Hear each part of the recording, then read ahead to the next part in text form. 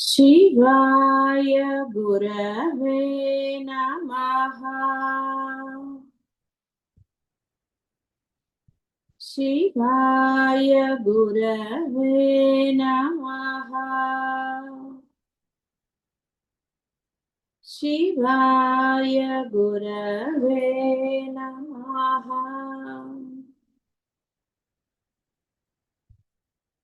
शिवाय गुरवे नमः।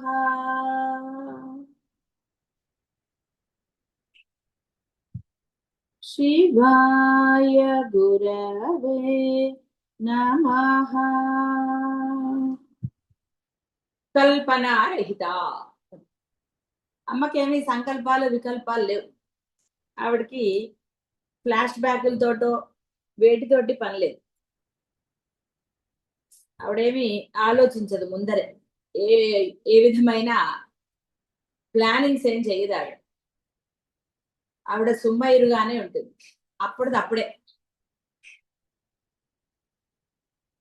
కాబట్టి ఆవిడ కల్పనారహిత. ఎందుకు ఆ నామాలు అంటే నీవు కూడా అలాగే సుమ్మయిరుగా ఉండరా? ఆ సమయానికి ఆ స్ఫురణతో నీవు చేయగలుగుతావు. అయితే నాకు వస్తుందా రాదా ఇవన్నీ ఎప్పుడు నువ్వు జీవుడుగా ఉంటే నీకు అనుమానం. జీవుడికి స్ఫురణ రాదు. ఏదో అప్పుడప్పుడు వాడు సిక్స్త్ సెన్స్ అంటూ ఉంటాడు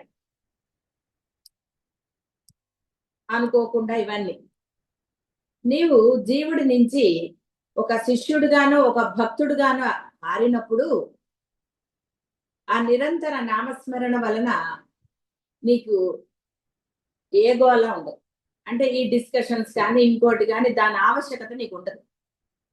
చాలా ఆనందంగా నీ యొక్క జీవితం జరిగిపోతుంది. అన్నిట్లో పార్టిసిపేట్ చేస్తావు, పర్వాలా బంధువులతో కబుర్లు చెప్తావు, అన్ని చెప్తావు, అక్కడ ఫ్లాష్ బ్యాక్లు వస్తాయి, అన్నీ వస్తాయి. కానీ ఏవి కూడా లోపల నుంచి ఉండవు కాబట్టి ఏ గొడవ.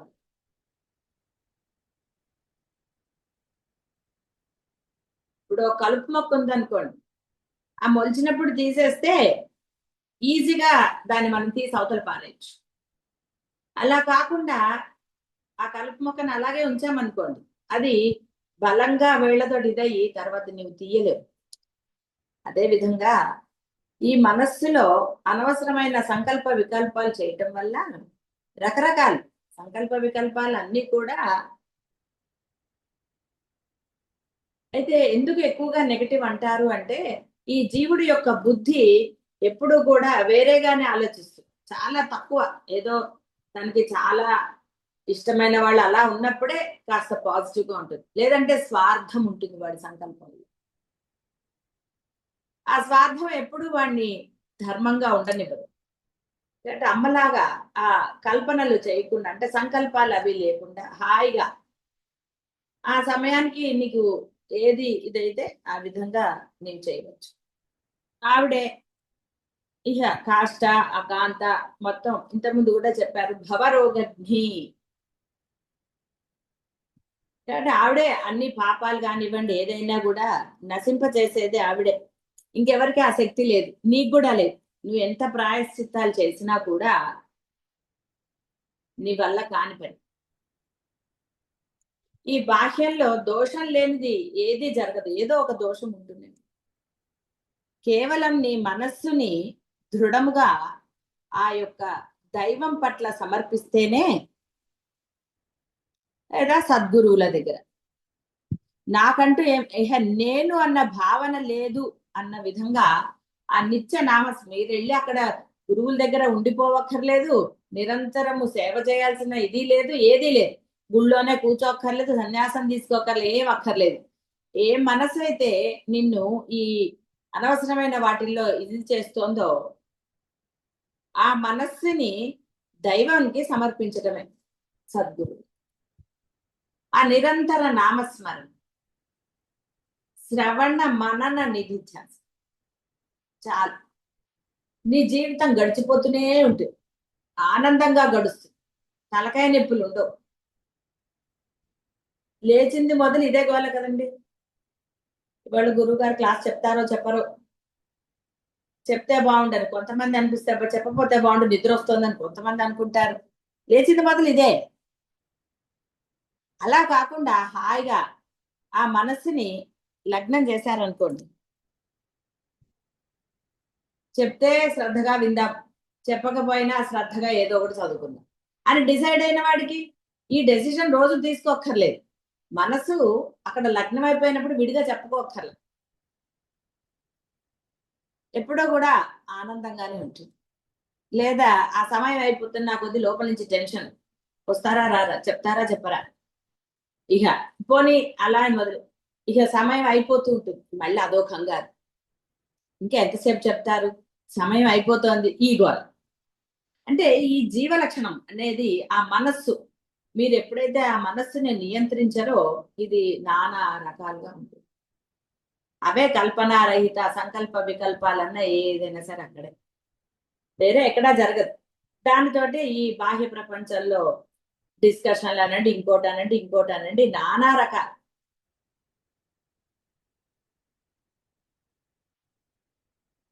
కాంతార్థ విగ్రహ, ఇక్కడ మామూలు అంటే బాహ్య అర్థం తీసుకున్నప్పుడు అర్ధనారీశ్వర తత్వం కాబట్టి ఆ వామార్ధ శరీర భాగము ఆ అమ్మది అని చెప్పబడుతూ ఉంటుంది. కాబట్టి అర్ధ విగ్రహము ఆ స్వామి యొక్క అర్ధ భాగం ఈవిడే. అర్ధేన కిం నవలత లలితే న ముగ్ధే క్రీతం విభో లలితేన, క్షమ్యతం నేను నా విడిగా చెప్పాను కదా, లలితేన ముగ్ధే క్రీతం విభోః పురుషమర్థం ఇదం త్వయేతి ఆళీజనస్య పరిహాస వచాంసి మన్యే మందస్మితేన తవదేవి జడీ భవంతి అని కాళిదాస్ చెప్పారు. మెరుపు తీగ వలె నవకోమలమగు నీ అర్ధ శరీరము పరమేశ్వరునికిచ్చి ఆయన యొక్క మొరటు శరీరమును నువ్వు తీసుకున్నావని చెలికత్తలు హాస్యం చేశారు. కాబట్టి కాంతుడు అంటే భర్త పరమేశ్వరుడు. అర్ధ అభిలషించాడు విగ్రహ స్వరూపమున తయారైన పరమేశ్వరి కాంతార్థ విగ్రహ. ఆయనలో సగభాగం అని మామూలుగా కూడా ఉంటాయి కదండి, అర్ధభాగం అది ఇదని రకరకాలు బాహ్య ప్రపంచంలో ఆడపడుచులు కూడా అంటారు. సరే అవన్నీ రకరకాలు.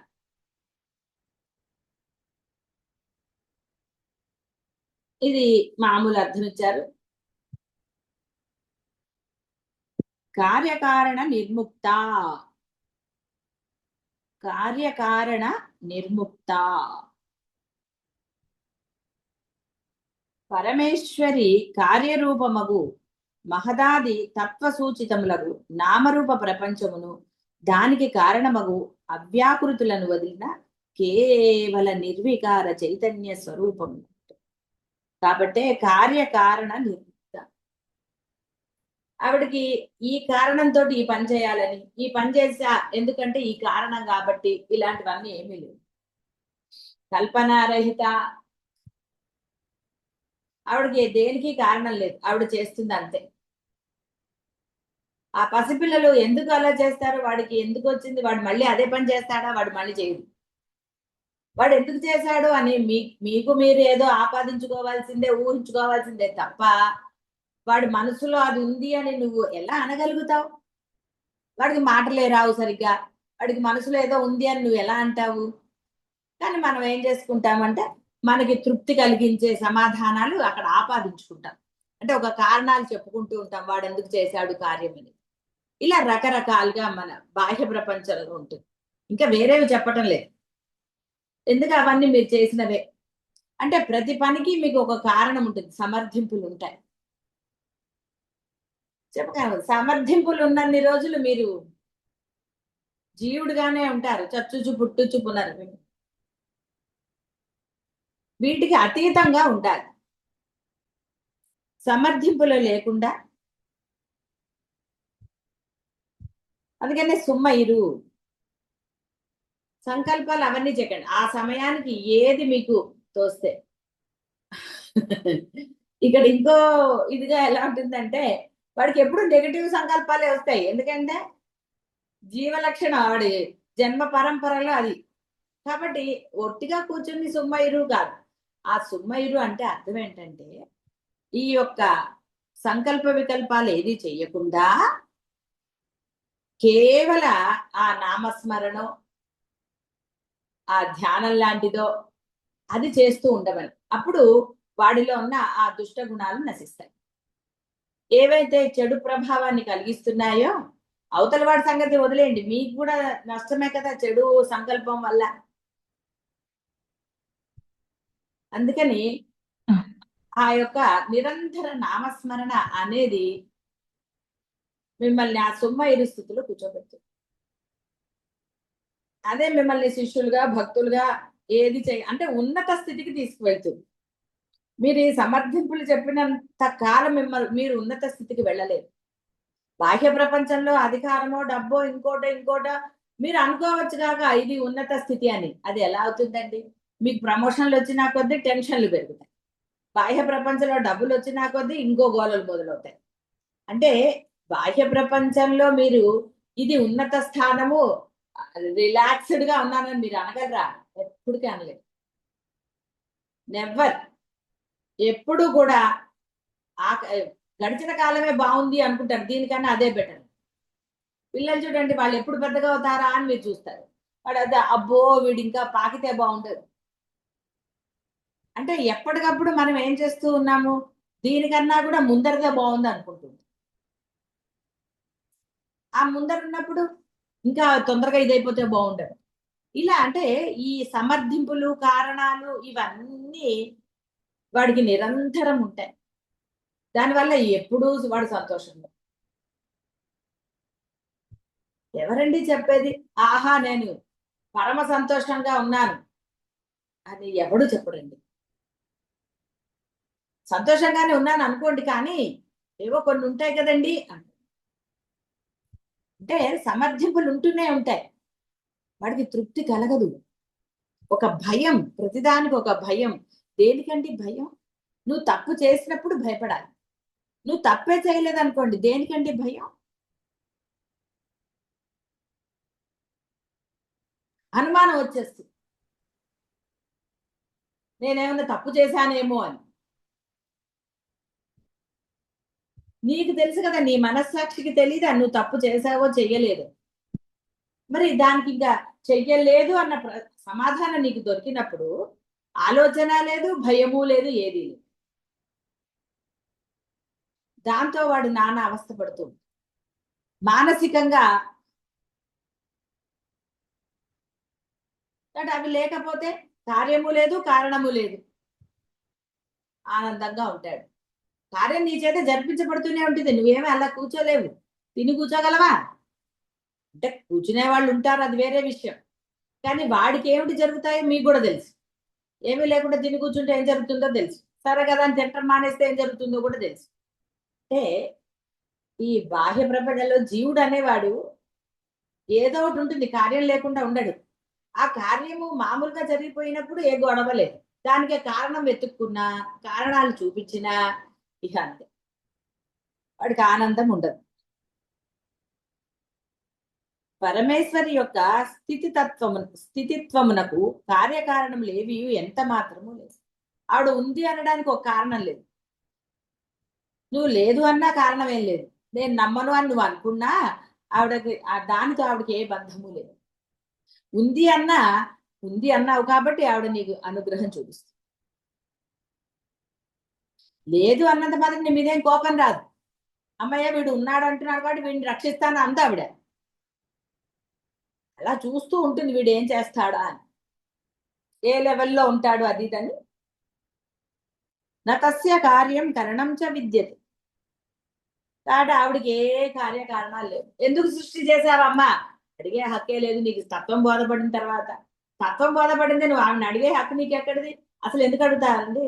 ఏదో శ్మశాన వైరాగ్యం వచ్చినప్పుడు ఎందుకమ్మా ఈ కష్టాలు ఇచ్చావంటారు, లేదా ఎందుకమ్మా ఇలా చేసావంటారు. ఎప్పుడు నీకు వైరాగ్యం ఏదో ఆ శ్మశాన అప్పటికప్పుడు.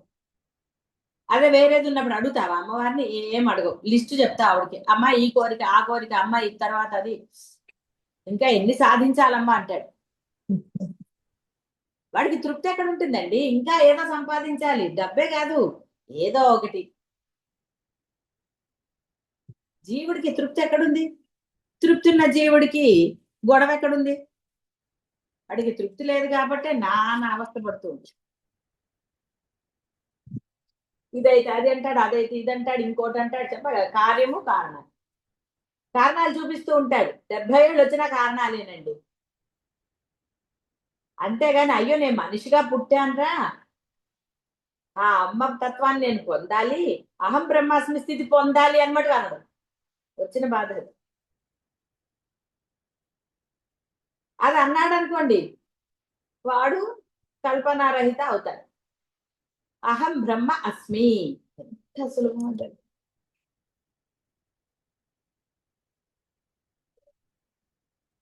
ప్రాణపంచకము, అంతఃకరణ చతుష్టయము, దశేంద్రియముల యొక్క సమూహమే సూక్ష్మదేహ సంజ్ఞ కలదై ఉంది. స్థూల దృష్టికి గోచరమగు పదార్థము కాదు. దీని విషయ విశేషాన్ని జ్ఞానచక్షువులకు అవగతమని శ్రీకృష్ణ పరమాత్మ గీత ఎందుకు చెప్పారు. తత్వము బోధ ద్వారా కొంత అవగాహన చేసుకోగలుగుతాం. ఆచరణ వల్ల మాత్రమే నీకు అది ఆనందాన్ని ఇస్తుంది. కేవల శ్రోత్రము, శ్రవణము ఆనందాన్ని ఇవ్వదు. అందుకనే కొంతసేపు అయిన తర్వాత దృష్టి వేరేగా వెళ్ళిపోతూ ఉంటుంది, వినదు శ్రద్ధగా, మనసు ఇంకోటి ఏదో అంటుంది. కానీ ఈ విషయము నీకు అవగాహన కన్నా ఆచరణ యోగ్యంగా వర్తిస్తుంది. ఎందుకంటే ఇదే అసలైంది, వేరేవేమీ లేవు. నువ్వు ఎన్ని కార్యాలు చెప్పినా, అంటే కార్యాలు చేసినా, ఎన్ని కారణాలు చూపించినా, ఎన్ని చేసినా అవతల వాడు నిన్ను కీర్తిస్తాడనో, నువ్వు గొప్పవాడంటాడనో, నీకు నమస్కారం చేస్తాడనో ఎక్కడా లేదు. ఏ డిక్షనరీలో రాయలేదండి. అది ఏ బంధం అయినా సరే, ఆఫీస్ అయినా సరే, ఇంకోటైనా సరే, ఇంకోటైనా.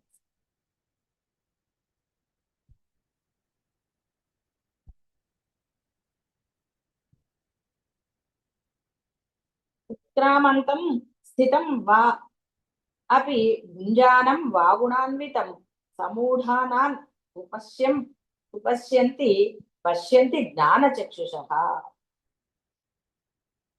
స్థూల దేహము అంటే స్థూల దేహముల కార్యములందు ప్రవర్తింపజేయు యజమాన స్వరూపిణి. స్థూల దేహమందలి ఇంద్రియ స్థానములను అధిష్ఠించి తత్ అనుభూతులను చెందిస్తుంది. రాగద్వేషాలు, లోభమోహాలు, సుఖదుఖాలు, శోకము, చింతన, ధ్యానము, అలసత్వము, హృదయ దాఢ్యత, హృదయ దౌర్బల్యత, ఇవన్నీ కూడా ఈ సూక్ష్మదేహ ధర్మాలు. ధర్మాలంటే మీరు వేరేదేదో అనుకునేది, ఇవన్నీ ధర్మంగా ఉన్నాయంటే జీవ లక్షణాలండి అవన్నీ.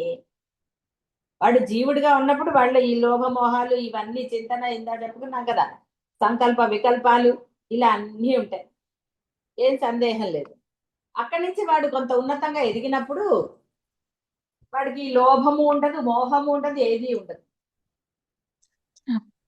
ఎందుకంటే లోభం గురించి చెప్పక్కర్లే, ఒక్క లోపతో వచ్చిందా ఇక నెగటివ్స్ అన్నిటికీ బోల్డ్ మంది చుట్టాలండి. ఎందుకు వచ్చిన లోభం అంటే సమాధానం ఉంటుందా? సమర్థింపు తప్ప.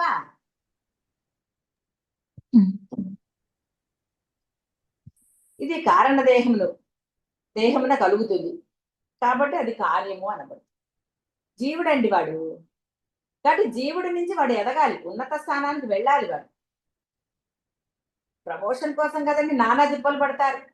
ఒక ఇల్లు ఉంటే ఇంకో ఇల్లు కావాలనుకుంటుంది, ఇంట్లో ఈ సామాన్లు అంటే ఇంకా సామాన్లు కావాలంట, కోడి కొనుక్కుంటే దీనికన్నా మంచిది ఉందనగానే మళ్ళీ అది కావాలనుకుంటా. ఇవన్నీ ఈ జీవ లక్షణాలు. లోపల ఆవిడ ఉంది కాబట్టి వీడికి ఇన్ని ఆలోచన, ఇన్ని గోలలు. కాబట్టి కారణం ఆవిడ కానే కాదు, కార్యకారణ నిర్ముక్త ఆవిడ ఉన్నది అంతే సాక్షిగా. వీడు ఆవిడ ఎందుకుందో తెలుసుకున్న తర్వాత ఆ వాడి జోలికి వెళ్ళకూడదు. కానీ వీడు తెలుసుకున్న తర్వాత కూడా దాని జోలికే వెళ్తాడు. నజర్ అందాజ్. అందుకని ఎన్ని విన్నా, ఎంత బోధ జరిగినా, లేదా ఏదైనా సరే వీడికి శాంతి లభించదు. ఇంకా భయాలే. ఇంకా అనుమానాలు, కార్యాలు, కారణాలు, సమర్థింపులు ఎన్ని, లిస్టు బోర్డంత ఉంటుంది. ప్రతిదానికి ఏదో ఒకటి ఉంటుందండి.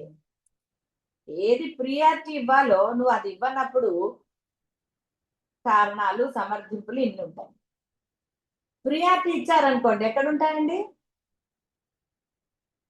పిల్లవాడు ఎందుకు ఏడుస్తాడు, ఎందుకు నవ్వుతాడు, వీటన్నిటికీ వాడి కార్యకారణాలు ఏం లేవు. కాబట్టి వాడిని సముదాయిస్తారు, ఎత్తుకుంటే వాడికి ఏదో ఇబ్బంది కలిగిందని చూస్తారు, ఇన్ని చూస్తారు. అదే కొంచెం పెద్దయ్యాక ఏడ్చాడు అనుకోండి, ఎందుకురా ఏడుస్తున్నా, ఏమేమింది ఇప్పుడు అని చెప్పి వాడిని చెప్తాను. జీవలక్షణం రాగానే అంటే కారణాలు వెతుకుతారు, చెప్పమంటారు.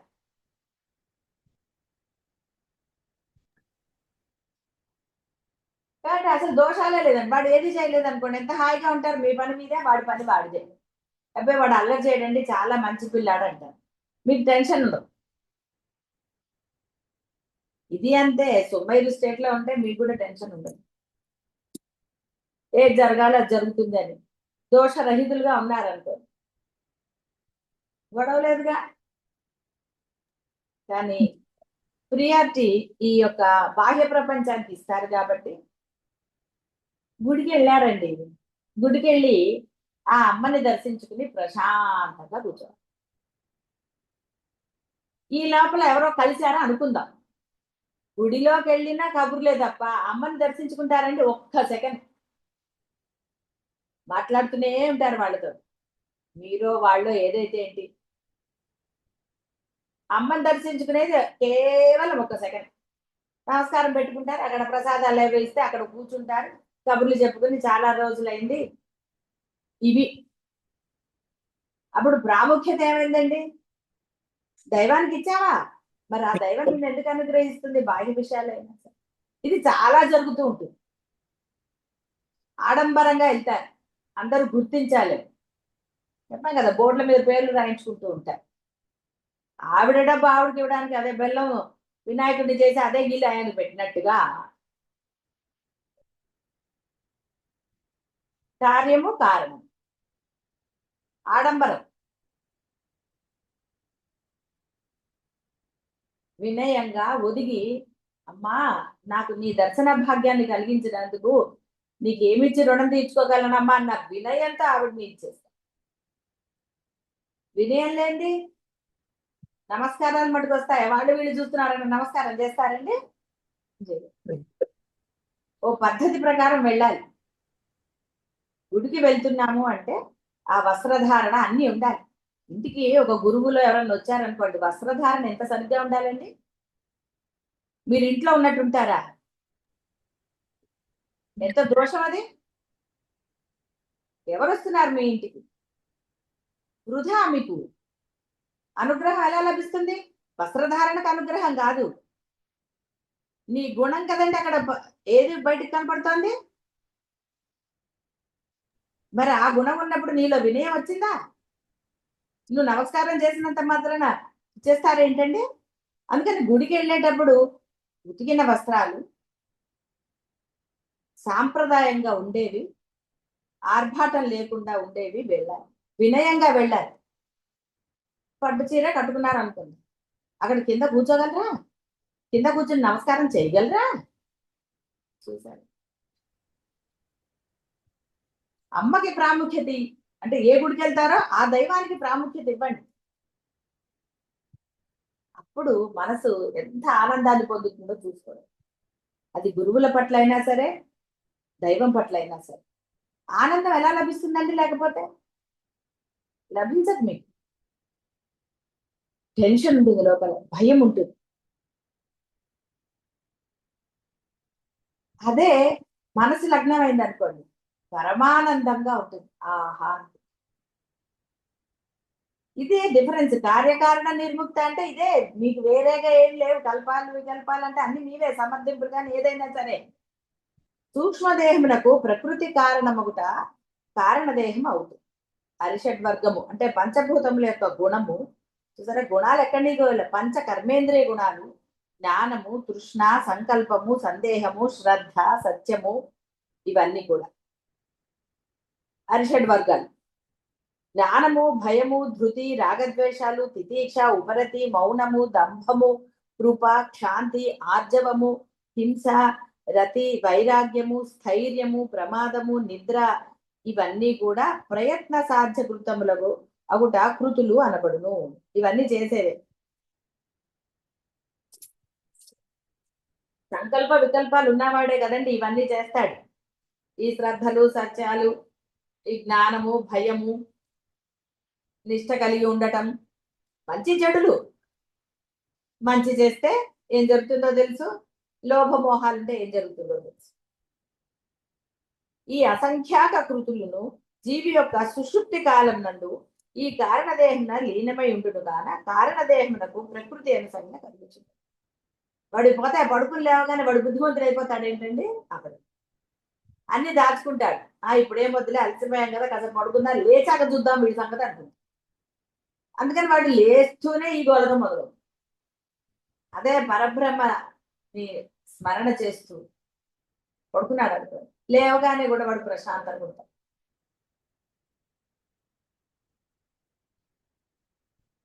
గుణాహ ప్రకృతి సంభవా.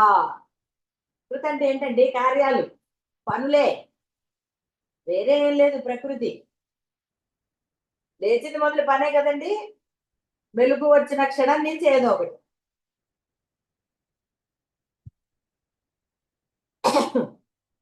గుణములన్నీయు ప్రకృతి సంభవము. జీవి సుషుప్తి కాలమున సూక్ష్మదేహం యొక్క ప్రవర్తన ఉండదనుట విద్వజ్జనుల విదిత విషయం.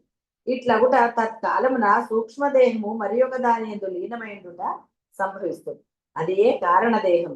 సూక్ష్మదేహం యొక్క ధర్మాలన్నీ దీని నుండి కలిగినవే. వాటికి ఇదియే కారణం ఒకట కారణదేహము. కాబట్టి ఇక్కడ దేహం గురించి చెప్పారు, కార్యకారణాలు.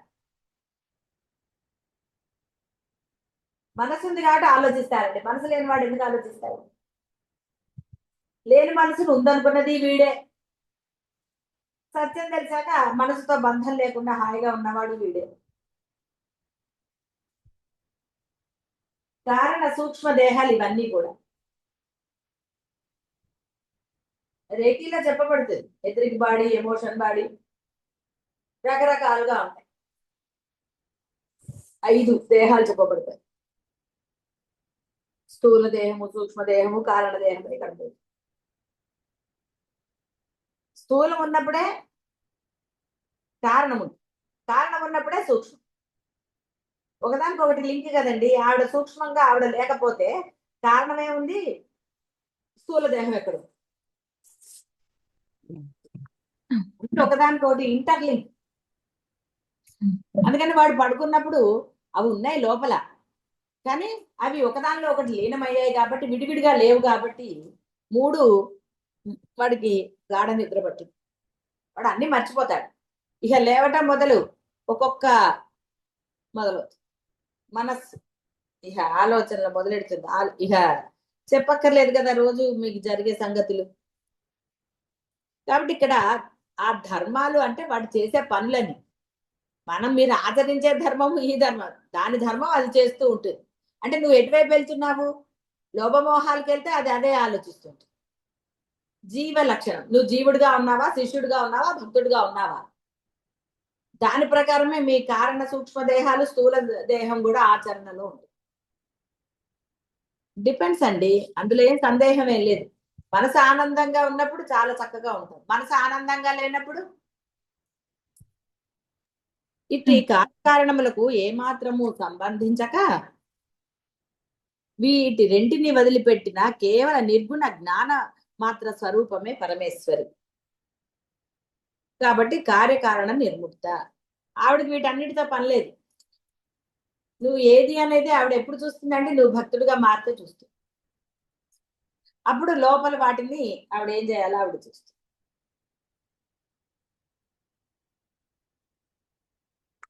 నీ యొక్క పాపాలన్నిటినీ కూడా ఆవిడ నశింపచేస్తుంది. సందేహం ఏం లేదు.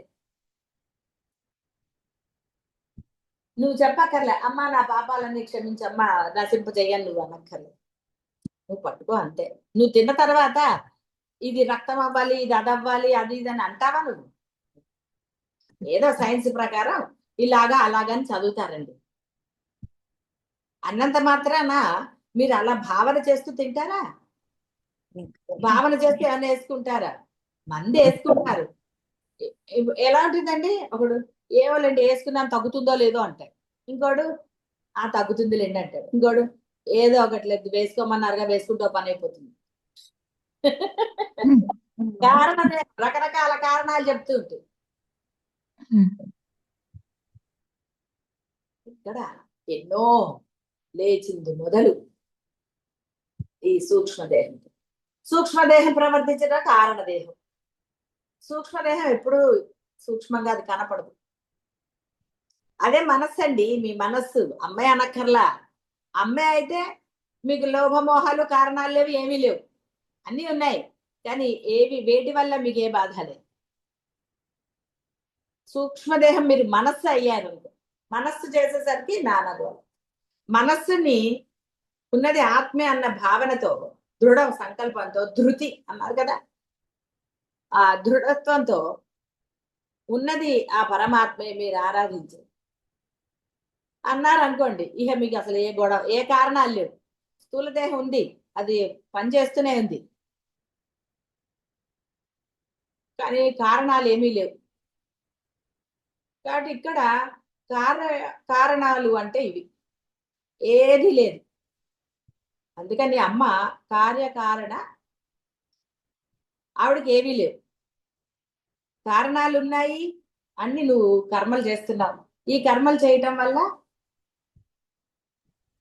వలన మిమ్మల్ని కార్యములు చెయ్యొద్దు అనటం లేదు, మీ చేత చేయించబడతాయి. ఏదైతే ఆ పరమాత్మ శక్తి వల్ల పరమాత్మే ఉన్నది నా నిర్దిష్ట అభిప్రాయానికి మీరు కనుక స్థిరంగా నిలబడి ఉంటే మీ చేత అన్ని ఆవిడ చేస్తుంది. సర్వము ఆవిడ అయినప్పుడు అప్పుడు మీరు హాయిగా ఉంటారు, ఆనందంగా ఉంటారు. ఇంట్లో ఒక్కళ్ళే ఉన్నారండి, ఏ పని లేదు, హాయిగా ఉంటారు. ఇక సాయంత్రం అయ్యేసరికి అందరు వస్తున్నారు అనుకుందాం, మొదలవుతుంది కదండి టెన్షన్ లోపల నుంచి.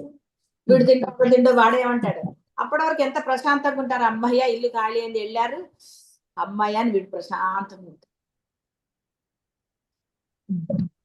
అమ్మయ్య రిటైర్ అయ్యాం, రేపటి నుంచి వెళ్ళక్కర్లేదు అనుకున్నవాడు కొంత ఒక్కరోజు మళ్ళీ మొదలెట్టాడంటే ఇవన్నీ ఎక్కడో లేవురా, నీలోనే ఉన్నాయి. కాబట్టి నీవు ఎలా ఒక పని చేయాలో అలా చేసేదా, అప్పుడు ఏది చేయాలో ఏది చేయించాలో ఆ పరబ్రహ్మం చేయిస్తుంది. కాబట్టి అందరూ ధర్మంగానే ఉండండి, అనవసరమైన సమర్థింపుల జోలికి కారణాల జోలికి వెళ్ళదు. శుభం భూయాత్.